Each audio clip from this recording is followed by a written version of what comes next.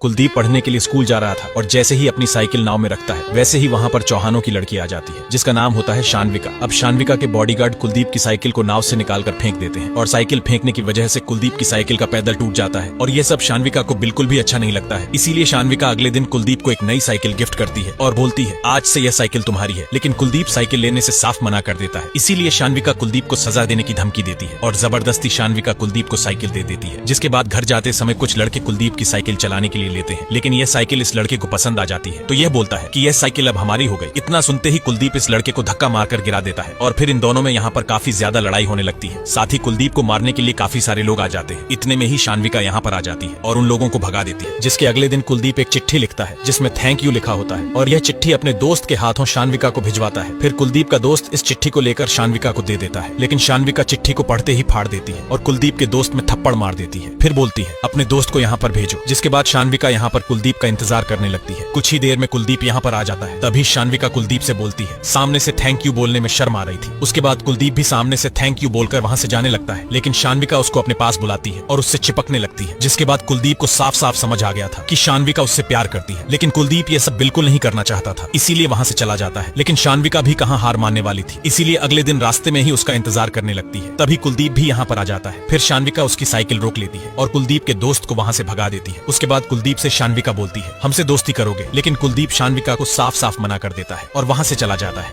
अब कुलदीप के बारे में सोच सोच कर शानविका को नींद भी नहीं आती है। यहाँ कुलदीप की भी नींद भाग चुकी थी, इसलिए अपने दोस्त के साथ आकर खेलने लगता है। जिसके अगले दिन क्लास में गुरुजी सभी बच्चों को पढ़ा रहे थे, लेकिन शानविका पढ़ने की वजह कुलदीप को ही देखे जा रही थी। इतने में गुरुजी शानविका से पूछते हैं शानविका तुम कुछ सोच रही हो? तो शानविका डायरेक्ट बोलती है हाँ गुरुजी, हम कुलदीप कुमार के बारे में सोच रहे हैं। सभी क्लास वालों के सामने यह सुनकर कुलदीप को बहुत बुरा फील होता है। इसीलिए कुलदीप शानविका को बुलाकर बोलता है प्लीज आप ऐसा मत करिए। तो शानविका बोलती है तुमने हमारी दोस्ती ठुकराई थी और अब तुमसे दोस्ती करनी भी नहीं है। हम तुमको लाइक करते हैं और अगले 1 घंटे में लाइब्रेरी में आकर इसका हमें जवाब दो। उसके बाद शानविका लाइब्रेरी में आकर कुलदीप का इंतजार करने लगती है। ऐसे ही 2 घंटे इंतजार करती है, लेकिन कुलदीप लाइब्रेरी नहीं आता है। इसीलिए घर जाते समय शानविका कुलदीप का रास्ते में ही इंतजार करने लगती है। जैसे ही कुलदीप आता है और शानविका को देखता है तो वह साइकिल लेकर भाग जाता है। अब शानविका को बहुत ज्यादा गुस्सा आने लगता है। अब शानविका को कुलदीप पर इतना गुस्सा आता है कि डायरेक्ट वह कुलदीप के घर पर आ जाती है। कुलदीप शानविका को अपने घर पर देखकर पूरी तरह चौंक जाता है, लेकिन शानविका बोलती है कि आज रात 12 बजे मंदिर के पीछे हमसे आकर मिलो। अगर ऐसा नहीं हुआ तो कल फिर हम तुम्हारे घर पर आ जाएंगे। इतना सुनते ही संदीप मान जाता है तो शानविका भी संदीप के घर से चली जाती है। कुछ ही देर में रात भी हो जाती है तो शानविका अपने घर से चुपके निकल जाती है और यहाँ पर संदीप भी चुपके अपने घर से निकल आता है। संदीप शानविका से मिलते ही बोलता है कि हम आपसे प्यार नहीं करते, हमारा पीछा छोड़ दो। तभी शानविका बोलती है तुम शानविका चौहान को मना कर रहे हो, तुम्हें पता है ना हम कौन है? इतनी बात सुनकर संदीप बोलता है तुम कोई नहीं हो। अगर तुम्हारे नाम से सरनेम हटा दिया जाए तो तुम्हारी खुद की कोई पहचान नहीं है। तभी शानविका बोलती है बहुत घमंड है ना तुम्हें अपने ऊपर टॉपर होने का। तो सुनो कुलदीप कुमार, इस बार पूरे कॉलेज में हम टॉप करेंगे और अगर हमने इस बार टॉप कर लिया तो समझ लो हम जैसा कहेंगे तुम्हें वैसा करना पड़ेगा। कुलदीप को पता था ये कभी टॉप नहीं कर पाएगी, इसीलिए उसने बोल दिया अगर तुम टॉप नहीं कर पाई तो हमारा पीछा हमेशा के लिए छोड़ना पड़ेगा। फिर शानविका भी इस शर्त को मान लेती है।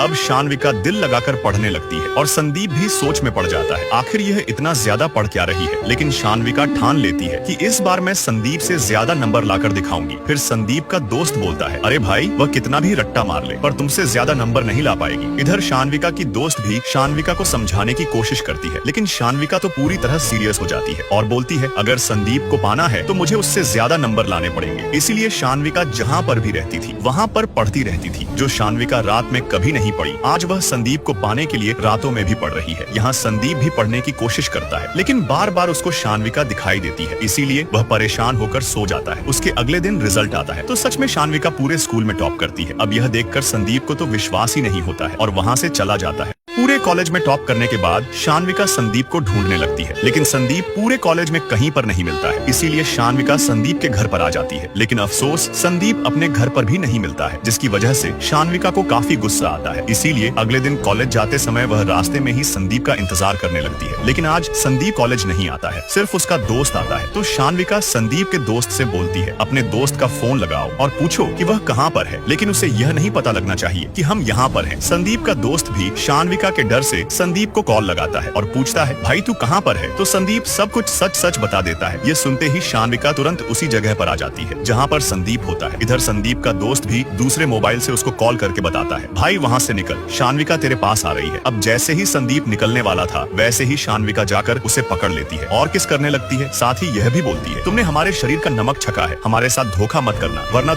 अब कुलदीप भी शानविका से बहुत प्यार करने लगा था, लेकिन एक दिन जब कुलदीप क्लास में पढ़ रहा था तभी शानविका आ जाती है और क्लास में ही अजीब हरकतें करने लगती है। लेकिन क्लासरूम में यह सब करना कुलदीप को बिल्कुल अच्छा नहीं लग रहा था, इसीलिए शानविका कुलदीप को अपनी बाइक पर बैठाकर स्कूल से काफी दूर खेतों में ले आती है, जिसके बाद यह दोनों यहीं पर काफी देर तक टाइम बिताते हैं। लेकिन कुलदीप को कहीं ना कहीं डर लग रहा था, अगर चौहानों को इस बारे में पता लग गया तो पता नहीं वह क्या करेंगे। लेकिन शानविका कुलदीप को बोल देती है, हम है ना, तुम्हें कुछ नहीं होने देंगे। उसके बाद यह दोनों बाइक पर बैठकर किसी और जगह घूमने जाने लगते हैं, लेकिन इस बार इन दोनों को क्लास के 3 लड़के देख लेते हैं। अब दूसरी जगह आने के बाद शानविका और कुलदीप भी फुल मूड में आ जाते हैं और रोमांस करने की सोचते हैं। लेकिन इतने में ही शानविका के घर से उसका भाई काफी सारे गुंडे लेकर आ जाता है। कुलदीप को जिस बात का डर था आखिर वही हुआ। अब शानविका जैसे ही अपने भाई को यहाँ पर देखती है तो कुलदीप से बोलती है कि तुम ऊपर जाओ, इनको हम देखते हैं। लेकिन जैसे ही कुलदीप ऊपर आता है वैसे ही शानविका का भाई आकर कुलदीप के सर पर पत्थर मार देता है। उसके बाद चौहान कुलदीप को पकड़कर अपने घर पर ले आते हैं और मारने लगते हैं। यहाँ कुलदीप की माँ भी काफी ज्यादा रो रही थी, लेकिन इन लोगों को कुछ फर्क नहीं पड़ता है। इधर कुलदीप के पिताजी काम कर रहे थे, लेकिन चौहान आकर इनको भी मारने लगते हैं और पकड़कर उन्हीं चौहानों के घर पर ले आते हैं जहाँ पर कुलदीप को यह लोग मार रहे थे। कुछ ही देर में घर से निकलकर शानविका के पिताजी और उसका भाई आता है। तभी कुलदीप के पिताजी रोते रोते शानविका के पिताजी के पैरों में गिर जाते हैं और बोलते हैं, एक बार अपनी बेटी को बुला लो। उसके बाद शानविका का भाई कुलदीप के पिताजी को बहुत मारता है और बोलता है, तूने हमारी बहन का नाम कैसे लिया? लेकिन शानविका के पिताजी शानविका को तुरंत बुला लेते हैं। इधर कुलदीप भी शानविका के जवाब का इंतजार कर रहा था, लेकिन शानविका आते ही बोलती है, गलती हमारी नहीं थी, यही हमारे पीछे पड़ा था। शानविका के एक झूठ ने अब कुलदीप की जिंदगी को पूरी तरह तबाह कर दिया था। उसके बाद सभी चौहान मिलकर कुलदीप और उसकी फैमिली को पकड़कर उसी के मोहल्ले में लाकर बुरी तरह मारने लगते हैं। कुलदीप का करियर भी आप पूरी तरह बर्बाद हो चुका था। तभी कुलदीप की बहन दौड़ते हुए आती है, लेकिन शानविका का भाई कुलदीप की बहन को देखते ही उसके कपड़े फाड़ देता है। उसके बाद सभी चौहान कुलदीप और उसकी फैमिली को उसी के घर में बंद करके बाहर से आग लगा देते हैं। लेकिन छत पर खड़ा कुलदीप यह सब देख लेता है। उसके बाद जल्दी से कुलदीप छत से नीचे आता है और अपनी फैमिली को लेकर छत के रास्ते से ही भागने लगता है। कुलदीप ने अब सोच लिया था कि मैं अपने पूरे परिवार को लेकर इस गांव से बहुत दूर चला जाऊंगा। उसके बाद यह लोग गांव से शहर जाने वाली बस रुकवाते हैं और उसमें बैठकर शहर के लिए निकल जाते हैं। अब कुलदीप के अंदर का भी ज्वालामुखी फट चुका था। उसने ठान लिया था कि मेरे और मेरे परिवार के साथ जो भी हुआ है उसका बदला पूरे चौहान परिवार से मैं। इधर कुलदीप की जिंदगी तबाह करने के बाद शानविका मजे से घर पर बैठकर खाना खा रही थी। यह देखकर उसके घर वालों ने भी सोच लिया था कि अब इसकी शादी करवा देनी चाहिए, लेकिन कुलदीप तो अपनी पुरानी यादों से बाहर ही नहीं निकल पा रहा था। इसीलिए राजा कुलदीप को समझाता है और अगले दिन अपने टुक टुक पर बैठाकर एक पार्क में ले आता है। इस पार्क में आने के बाद राजा कुलदीप को टुक टुक चलाना सिखाने लगता है। कुछ ही समय में कुलदीप भी टुक टुक चलाना सीख जाता है। उसके बाद जब कुलदीप रात को दौड़ लगा रहा था तब उसके मन में बस एक ही बात आ रही थी, जो उन चौहानों ने मेरे और मेरे परिवार के साथ किया है उसका बदला मैं हर हाल में लूंगा। उसके बाद राजा अगले दिन कुलदीप को अपने मालिक से कहकर एक नया टुक टुक किराए पर दिला देता है। अब कुलदीप पूरे दिन टुक टुक चलाकर पैसे कमाने लगता है। लेकिन एक दिन कुलदीप देखता है कि एक लड़की को एक बाइक वाला टक्कर मार के चला गया, तो कुलदीप तुरंत उस लड़की की मदद करने पहुंच जाता है। तभी लड़की कुलदीप से बोलती है, तुम्हें यह सब करने की जरूरत नहीं थी। तभी कुलदीप बोलता है, इन किताबों की कीमत हमसे ज्यादा कौन समझ सकता है। अब देखो कैसे यही लड़की बनती है कुलदीप की कामयाबी की सीढ़ी।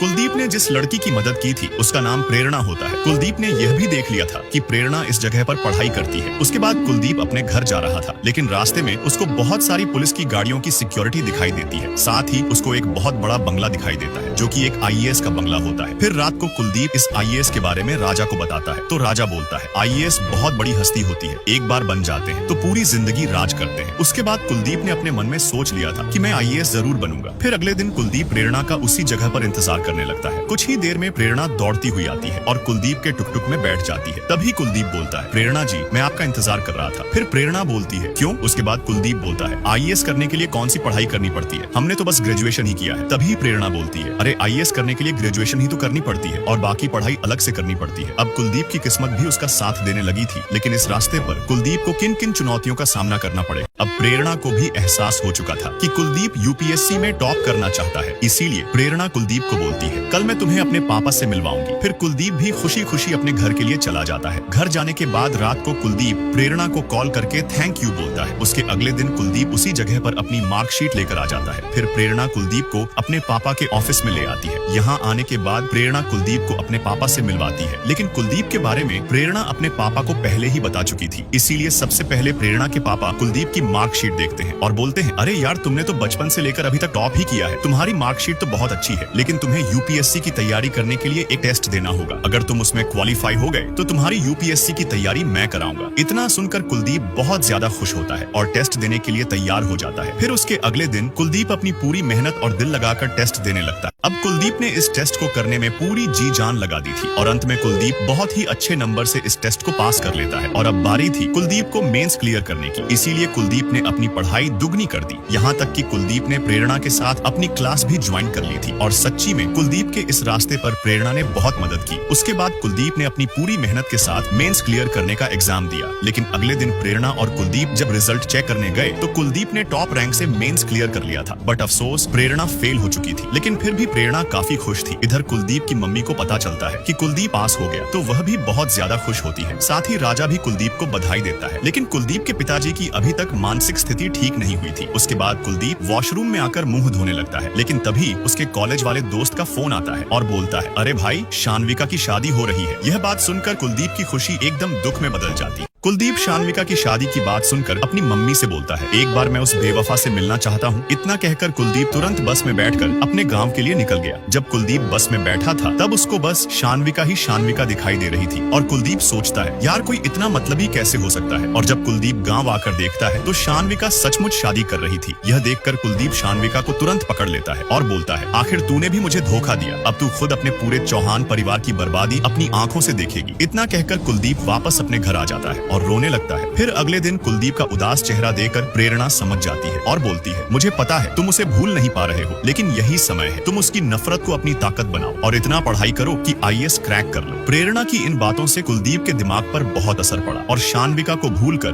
पूरी रात पढ़ने लगा। यहाँ तक कि लाइट जाने के बाद भी कुलदीप पढ़ता रहा। तो क्या कुलदीप आईएएस क्रैक करके शानविका और उसके परिवार से अपना और अपने परिवार का बदला ले पाए? अब कुलदीप प्रेरणा से मिलने आता है तो प्रेरणा बहुत खुश होती है क्योंकि उसने अपना पीसीएस का एग्जाम क्वालिफाई कर लिया था। लेकिन अब प्रेरणा को दूसरे शहर में जाकर पढ़ाई करनी थी। इसीलिए कुलदीप और प्रेरणा इस मोमेंट को बहुत ही खुशी के साथ सेलिब्रेट करते हैं। फिर प्रेरणा अपने पापा से मिलकर इस शहर से बहुत दूर चली जाती है। फिर उसके अगले दिन कुलदीप अपने कमरे से बाहर आता है तो कुलदीप की मम्मी कुलदीप को कुछ मीठा खिलाती है। फिर कुलदीप अपनी मम्मी के पैर छूता है, साथ ही अपने पापा का भी आशीर्वाद लेता है क्योंकि आज कुलदीप का इंटरव्यू है। आज का दिन ही डिसाइड करेगा कि कुलदीप आईएएस बनेगा या नहीं। लेकिन जैसे ही कुलदीप और राजा अपने घर से बाहर आते हैं तो कुलदीप की मम्मी भी उनके पीछे आती है और तभी कुलदीप की मम्मी का बहुत ही तगड़ा एक्सीडेंट हो जाता है। उसके बाद कुलदीप तुरंत अपनी मम्मी को हॉस्पिटल लेकर आ जाता है क्योंकि कुलदीप की मम्मी की हालत बहुत नाजुक थी। तभी राजा कुलदीप को बोलता है, कुलदीप, आज तुम्हारा इंटरव्यू है, तुम वहाँ पर जाओ, मम्मी का ख्याल मैं रख लूंगा क्योंकि ऐसे मौके बार बार नहीं आते हैं। तुम अपना इंटरव्यू देने जाओ। कुलदीप का मन जाने का तो नहीं था, लेकिन कुलदीप को चौहानों से बदला लेना था। इसीलिए कुलदीप जल्दी से दौड़कर इंटरव्यू देने आ गया और जो इंटरव्यू में सवाल पूछे गए कुलदीप ने सभी जवाब दे दिए। जवाब देने के बाद कुलदीप तुरंत उसी हॉस्पिटल में आया जिस हॉस्पिटल में उसकी मम्मी एडमिट थी। लेकिन यहाँ आने के बाद कुलदीप को पता चला कि अब उसकी मम्मी इस दुनिया में नहीं रही। यह देखकर कुलदीप बहुत बुरी तरह रोने लगता है और कुलदीप अपनी मम्मी को इस तरह देख अब पूरी तरह टूट चुका था। लेकिन अगले दिन न्यूज पर दिखाया जाता है कि इस बार यूपीएससी में टॉप किया है श्री कुलदीप कुमार ने। अब इस न्यूज को देखने के बाद शानविका तुरंत टीवी बंद कर देती है। इधर चौहान कुलदीप की फोटो अखबार में छपा देखकर चौंक जाते हैं। अपनी मम्मी के जाने के बाद कुलदीप ने भी ठान लिया था, मुझे जितना रोना था रो लिया। अब रोने की बारी पूरे चौहान परिवार की है। अब कुलदीप नया आईएएस बनकर अपने गांव लौटा है। कुलदीप के आईएएस बनने के बाद इज्जत, दौलत, शोहरत सब उसके पास आ गया था और यह है सितारपुर का मंत्री जिसको यह चौहान अपनी ताकत के दम पर अपना गुलाम बनाकर रखते हैं। लेकिन अब इस मंत्री ने भी ठान लिया था कि मैं कुलदीप के साथ मिलकर इनको बर्बाद कर दूंगा। उसके बाद तुरंत यह मंत्री कुलदीप से मिलने आता है और बोलता है, जो आग तुम्हारे अंदर जल रही है वही आग मेरे अंदर भी जल रही है, हमसे हाथ मिला लोगे तो इन चौहानों को जड़ से उखाड़ फेंकेंगे। फिर कुलदीप बोलता है, ये तो मैं खुद कर लूंगा। तभी मंत्री बोलता है, अगर इस बीच चौहानों ने तुम पर हमला कर दिया तो इसीलिए मेरी बात मानो और मेरी बेटी से शादी कर लो। लो, फिर तुम्हें कोई छू भी नहीं पाएगा। उसके बाद तुम्हें जो ठीक लगे वह करना चौहानों के साथ। अब कुलदीप को सबसे पहले शान्विका को उसके धोखे का जवाब देना था, इसीलिए उसने मंत्री की बेटी के साथ शादी करने का फैसला कर लिया। और तभी यह बात शान्विका की एक दोस्त से शान्विका को पता चलती है कि कुलदीप शादी कर रहा है। कुलदीप की शादी की बात सुनकर शान्विका बहुत उदास हो जाती है और अपने पति दुष्यंत के गले लगकर रोने लगती है। अब कुलदीप सोच ही रहा था कि क्या करना चाहिए। इतने में ही मंत्री अपने आदमी से कहकर अगले दिन चौहानों की वोट में छेद करवा देता है, जिससे कि काफी बड़ा हादसा होता है। और तभी यह बात कुलदीप को पता लगती है तो कुलदीप तुरंत अपनी पूरी पुलिस फोर्स के साथ इस हादसे वाली जगह पर आ जाता है। इतने में ही चौहान यहाँ पर आते हैं और देखकर तुरंत चले जाते हैं। फिर कुलदीप भी अपने आदेश पर साइन करता है और बोलता है चौहानों के जितने भी धंधे हैं कल तक सारे बंद हो जाने चाहिए। उसके बाद कुलदीप अपने घर के लिए चला जाता है। फिर अगले दिन मंत्री चौहानों के घर अपनी बेटी की शादी का कार्ड देने आता है और बोलता है मेरी बेटी की शादी है, आप लोगों को जरूर आना है। मंत्री भी कोई मौका नहीं छोड़ रहा था चौहानों को भड़काने के लिए। लेकिन जैसे ही कुलदीप की शादी में चौहान आते हैं तो देखते हैं कि शान्विका का पति कुलदीप की चौकीदारी कर रहा है। यह देखकर दोनों चौहानों की बदन में आग लग जाती है। यह देखकर चौहान कुलदीप को धमकी देने लगते हैं, लेकिन कुलदीप ने तो ठान लिया था पूरे चौहान परिवार को रोड पर लाना है। तो दोस्तों असली लड़ाई अब शुरू होने वाली है और आगे कहानी। अब कुलदीप की शादी में चौहानों की काफी ज्यादा बेइज्जती होती है, जिसकी वजह से चौहान तुरंत अपनी गाड़ी में बैठकर यहाँ से चले जाते हैं। चौहानों की बेइज्जती होने के बाद मंत्री बहुत ज्यादा खुश होता है। यहाँ कुलदीप को भी लगने लगा था आज से चौहानों की बर्बादी शुरू हो चुकी है। लेकिन कुलदीप की जिस लड़की से शादी हुई थी उसका नाम माला होता है। माला से शादी करने के बाद भी कुलदीप शादी के रिश्ते में नहीं आना चाहता था, इसीलिए कुलदीप कमरे से बाहर आ जाता है। उसके बाद इधर चौहानों को अपने आदमी से पता लगता है कि उस कुलदीप और उसके आदमियों ने मिलकर हमारे सारे धंधे बंद करवा दिए हैं, यहाँ तक कि हमारे ऊपर FIR भी दर्ज किया है। पुलिस हमें कभी भी पकड़ सकती है। इस बात को सुनने के बाद चौहानों ने कुलदीप को मारने का प्लान बना लिया। फिर अगले दिन कुलदीप यहाँ खेतों में घूमने आता है, तभी उसके ऊपर कुछ गुंडे हमला कर देते हैं। तो कुलदीप भी अपनी जान बचाने के लिए इन गुंडों से लड़ने लगता है। अब कुलदीप डरने वालों में से नहीं था, इसीलिए कुलदीप ने इतनी गोलियां चलाई कि गुंडे डरकर भाग गए। इतने में ही पुलिस भी यहाँ पर आ जाती है। कुलदीप पर हमला होने के बाद मंत्री इतना ज्यादा गुस्से में आ जाता है कि सभी पुलिस वालों को बोलता है चौहान जहाँ कहीं भी मिले सबको उठाकर जेल में डालो, उन्होंने मेरी बेटी के पति पर हमला करवाया है। इधर चौहानों का वकील चौहानों को फोन करके बोलता है पूरे शहर की पुलिस तुम लोगों को कुत्ते की तरह ढूंढ रही है, जितना दूर भाग सकते हो भाग लो, अगर हाथ लग गए तो वह तुम्हें जान से मार देंगे। यह बात सुनकर चौहान भी काफी ज्यादा डर जाते हैं और भागने की तैयारी करते हैं। उसके बाद पुलिस चौहानों के घर पर आती है चौहानों को पकड़ने के लिए, लेकिन घर पर एक भी मर्द चौहान नहीं था। पुलिस ने हर जगह चौहानों को ढूंढा, लेकिन चौहान कहीं पर नहीं मिले। जब चौहान कहीं पर नहीं मिलते हैं तो कुलदीप पूरी पुलिस फोर्स लेकर आता है और चौहानों के घर पर रेड मार देता है। यहाँ आने के बाद कुलदीप को पुरानी यादें आने लगी थी कि किस तरह मुझे और मेरे परिवार को यहाँ पर मारा पीटा गया था, लेकिन आज मेरी बारी है, इसीलिए सोना पैसा जो भी चीज थी सब पर रेड मार दी कुलदीप ने। लेकिन तभी यहीं पर शान्विका आ जाती है तो कुलदीप शान्विका की आंखों में आंखें डालकर बोलता है इस घर में कुछ बचना नहीं चाहिए, सब उठा लो। तो क्या शान्विका कुलदीप को रोक पाएगी या नहीं, जानने के लिए हमें लाइक और सब्सक्राइब कीजिए। नेक्स्ट पार्ट जल्दी आएगा।